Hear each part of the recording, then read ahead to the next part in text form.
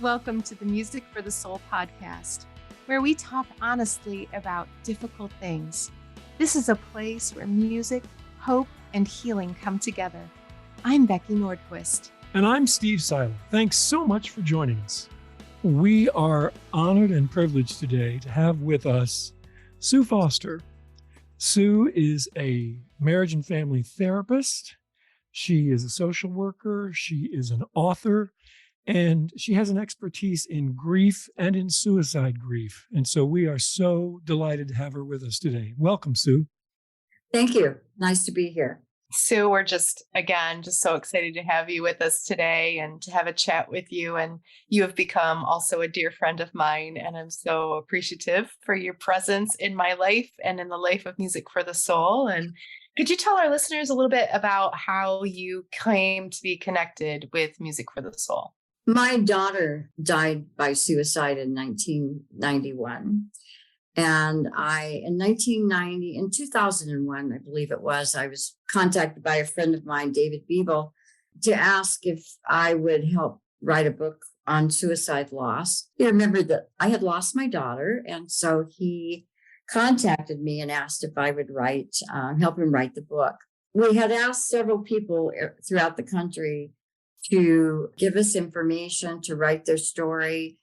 And one of the ladies that was writing a story, she lived in South Dakota, and she contacted me one day and sent me a newspaper article out of the Tennessean, the newspaper in Nashville, and about Steve and the fact that he was doing a project on suicide. Well, I was interested to find out what he was doing, and I looked on the internet.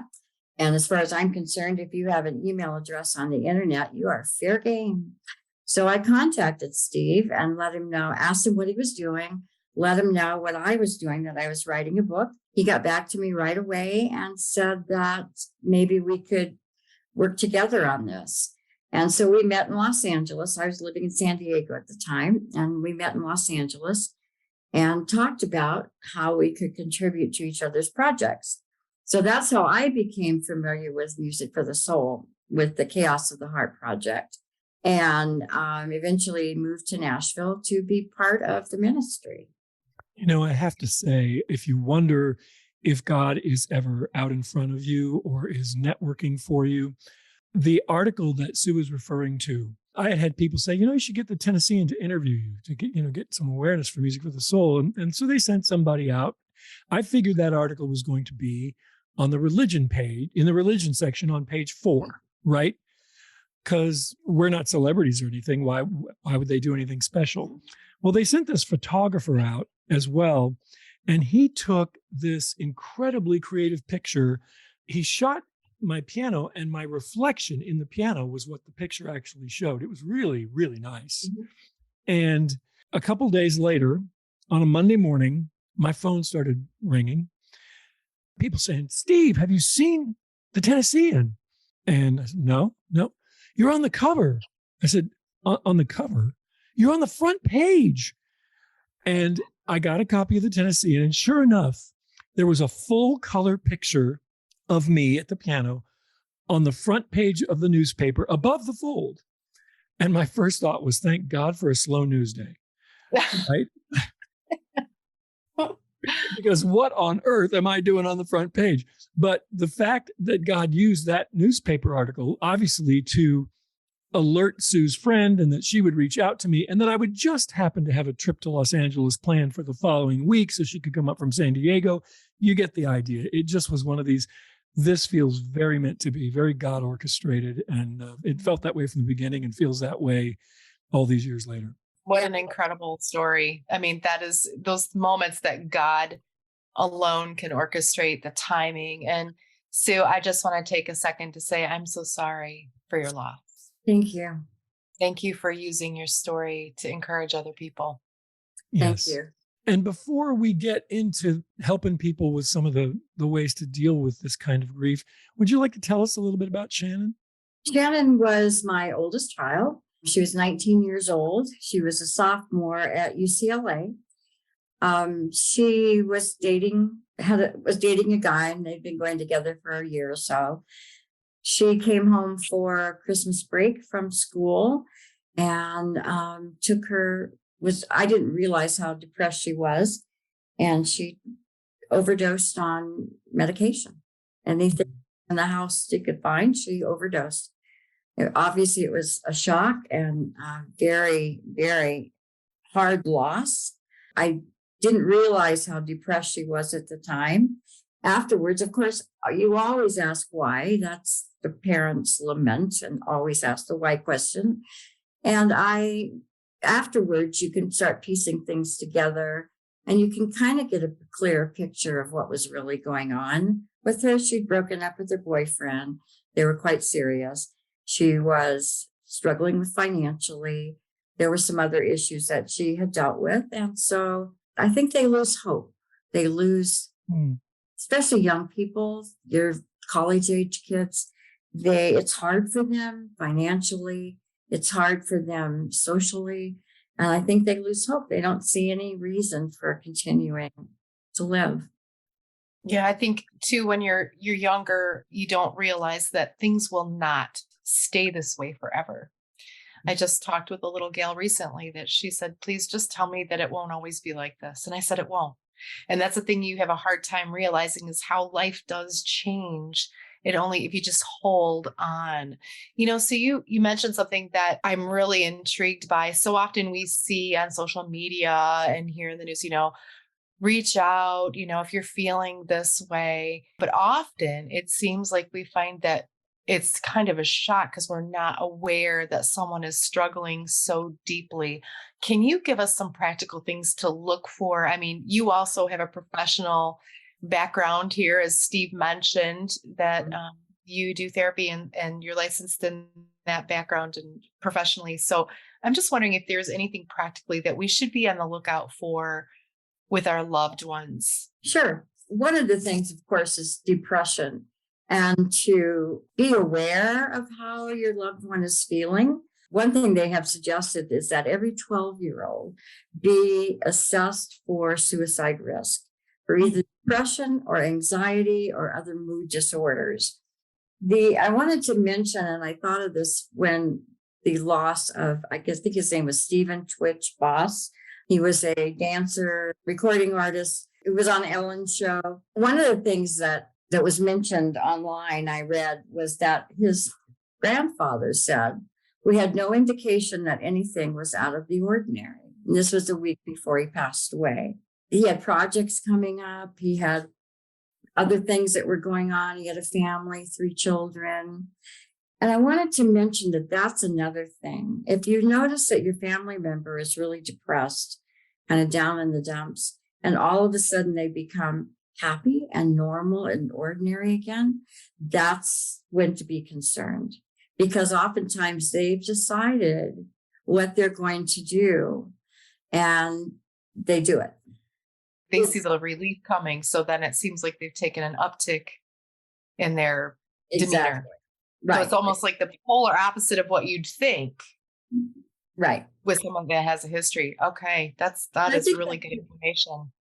If they start giving things away, if they do other things that are out of the ordinary for them, I think that that's a time when to be really concerned. If they've been bullied at school, I think bullying is a huge factor with a lot of these kids. A lot of the times when you hear about, especially young people who've taken their lives, it's because they've been bullied at school. If there's a family disconnect, in other words, the parents are divorced, the parents have mood disorders, the parents have an alcohol or drug problem, a family disconnect can cause kids to take their lives or think about taking their lives.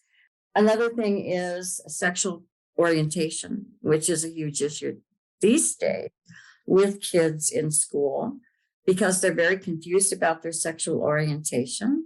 And that is causing a lot of them to, especially when the parents don't understand. Another is substance abuse. If our kids are trying more drugs and other things now, more than they have maybe in the past.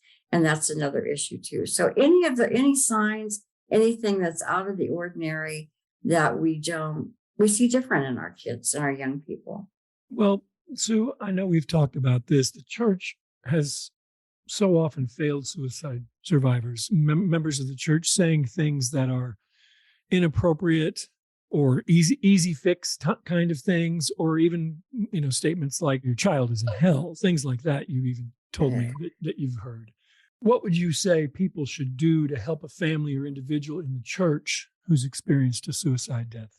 I think understanding is the most important. Listening to their story, not judging, asking what you can do to help, asking if you can provide support for them in any way, delivering meals, running errands, any of that kind of thing, especially not being judgmental. I was told by someone in my church that her suicide was my fault. My goodness. I was told by an elder in my church that she's in hell. I don't believe that. I don't believe that at all, especially if they were believers in Jesus. I don't believe they're in hell. I think the hardest thing is dispelling the old myths, the myths about suicide.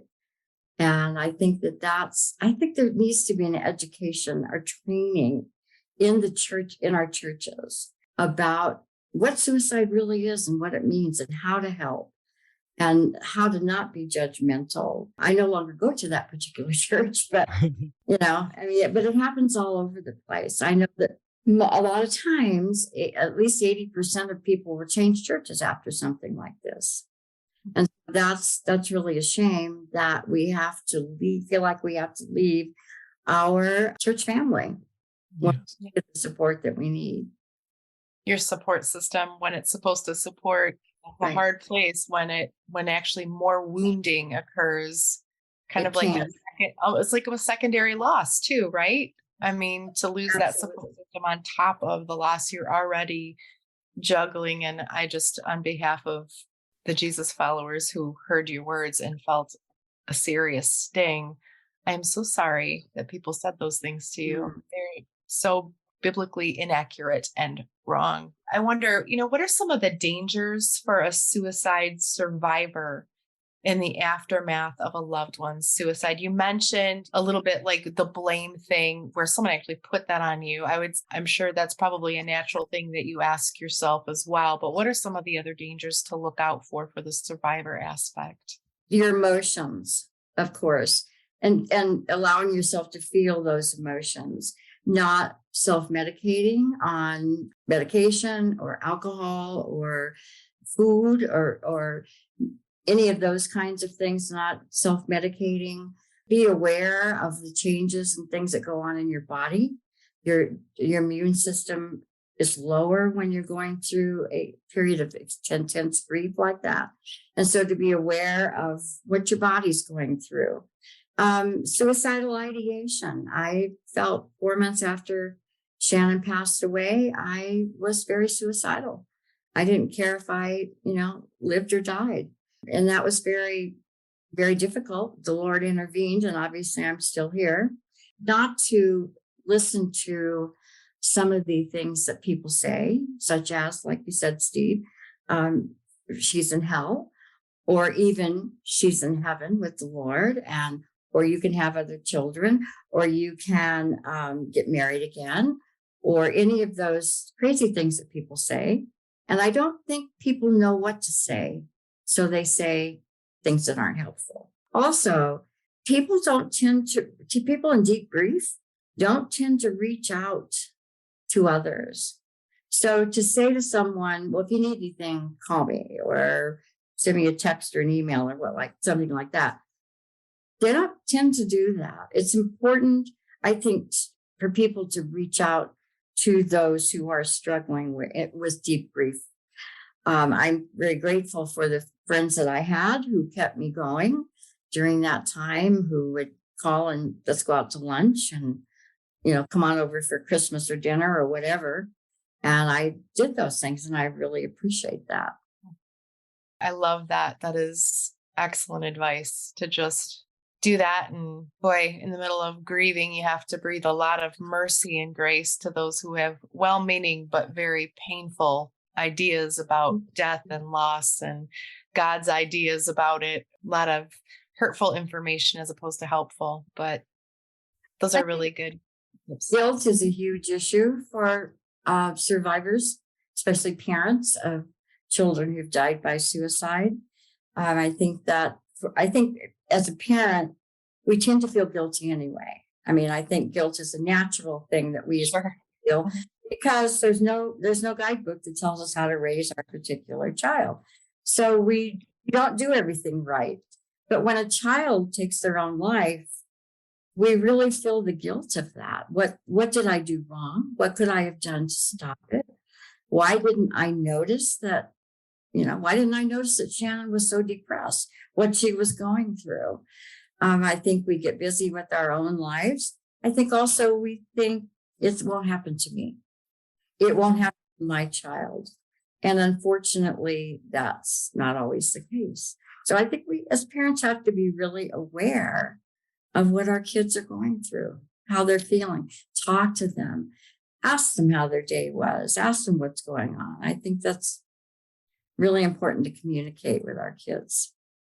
So you've mentioned so many different kinds of conflicting feelings and emotions that are all swirling after an event like this in somebody's life. And that's kind of where we came up with the idea to write a song called Chaos of the Heart.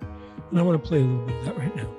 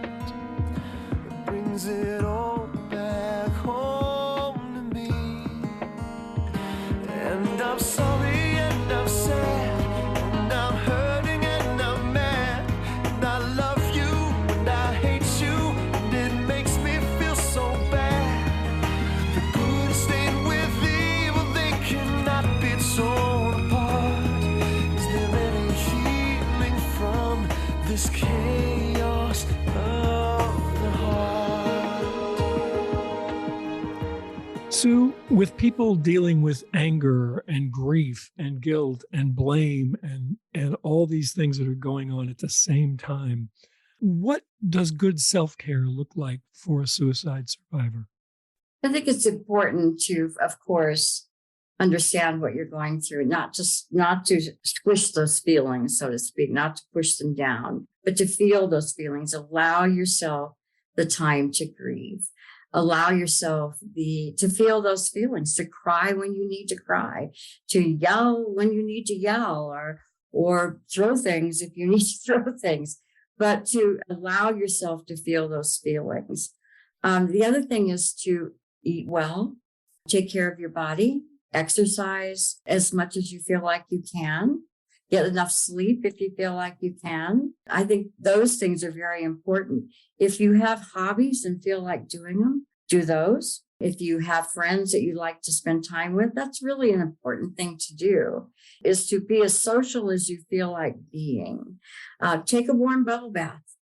I would sometimes in the early days would go to bed Friday night and get up on Monday morning when I had to go to work. I'd get up and eat and let the dog and the cat out. But I got some rest and I took care of myself that way. I was also very depressed. So there, you have to be aware of your mental state also. I don't suggest antidepressants for someone who is feeling grief or in grief, because you need to feel that grief.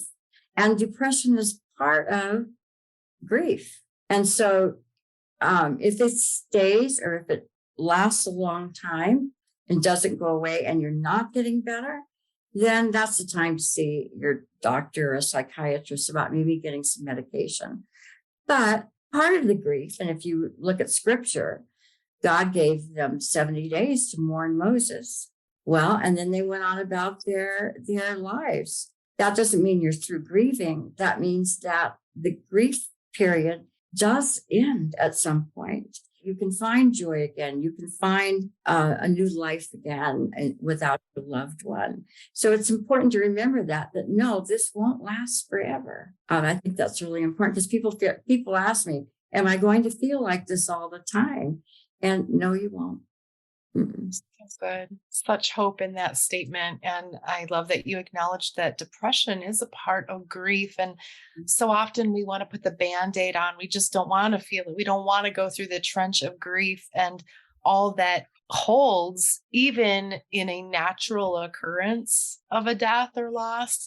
I mean, Right. none of us want to go through that trench, but I'm glad that you made that recognition that it is a part and it's a vital part of experiencing and walking through it and moving forward eventually and offering the hope that it doesn't last forever. Right. Another thing too is that you have to remember that grief is not Kubler-Ross's 5 definite stages. Yes, you'll go through certain stages of grief, but you might come back and revisit it again. And that's important to know. But it's not as bad as it was the first time. In your book, don't you talk about a spiral staircase, a way of looking at grief in terms of revisiting? And it's basically that you'll feel certain things, you'll go through certain processes, certain stages, but then you might, one thing that happens oftentimes with a suicide is it triggers, something will trigger you. And so you might go right back to the feelings that you felt before, but they won't be as bad because you have moved forward through your grief. And so that's important to remember that, yes, you may revisit those feelings often, but you're going to continue moving forward in a healthy grieving. And I tell people all the time to grieve this well. Take your time to grieve it. Do what you need to do. That's your job right now. Yeah, you may have to work. You may have to take care of kids or family or whatever, but your job is to grieve and to make sure that you grieve it well. Because the next time you have a loss, which you will, we all will, you don't want to be grieving this one at the same time. Sue, I know that some people struggle with the idea of being able to be angry with God. And that's something that, with your help, we took on the Chaos Project. Mm-hmm. Talk a little bit about how important it is to be honest with your feelings, not just with yourself, but with others and with God. God knows how we feel. God knows our heart. God knows who we are. He knows everything there is to know about us. He even knows when we're going to die. He knows all of that. So why not be honest with him? I really believe that my God has big shoulders, that he knows me so well that I can say, I don't like you right now so much, God. I can really say that to him. And does he not love me as much as he did?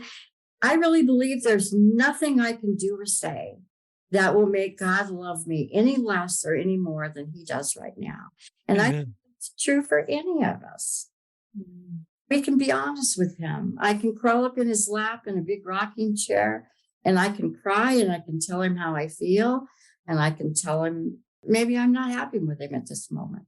I think it's true for everybody. Well, God gave us our emotions, so it makes sense to me that if he gave us anger, that he can handle it. Absolutely.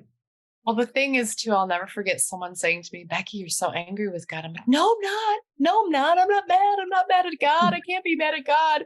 And she's like, it's okay. He already knows. I'm like, oh, yeah, duh. And, but it was so refreshing and releasing for me, because then I could just pour out my heart wholeheartedly and honestly.